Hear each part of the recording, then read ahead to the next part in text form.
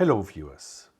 Today I'm going to make a very short video because I just had a very interesting question from a user of platform about words which were truncated or broken over roughly in mobile mode. So let's have a look at this. I've already put on a little project for us with a platform settings stack already in place and a content stack. I've used a fairly long word, as you can see, for demonstration purposes, supercalifragilisticexpialidocious, and we're going to now have a look what this is going to look like in the funny simulation here. I hope this is being recorded, and you can see it looks, how shall we say, atrocious.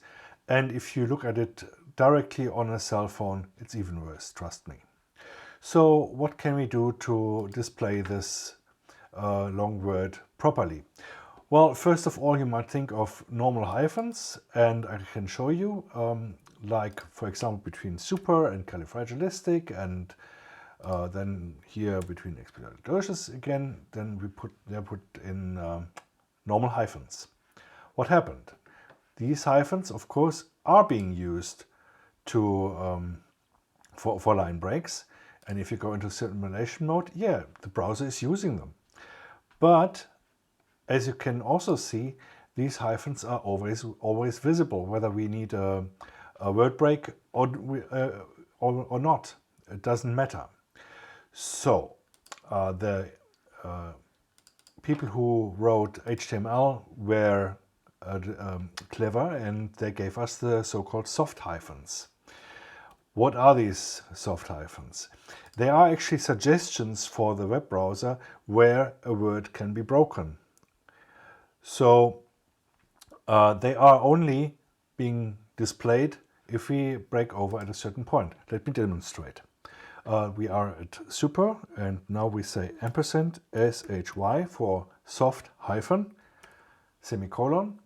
Then we put in another one here, ampersand SHY here, and yeah, that should be it for now. So if we go into preview mode, you see that you can't see any hyphens. Where have they gone? They are just, as I said, suggestions for the web browser to break words at certain points. In the simulation, we see it is using these soft hyphens to break over at certain points which we predetermined. Of course, there is still room for improvement, but for these demonstration purposes, I think this illustrates it quite nicely. All right, thanks for watching. Hope this was informative for you and you can use it for your projects. And if you think so, then please leave me a like, then I'm happy. Hope to see you soon again, and enjoy platform. Bye bye.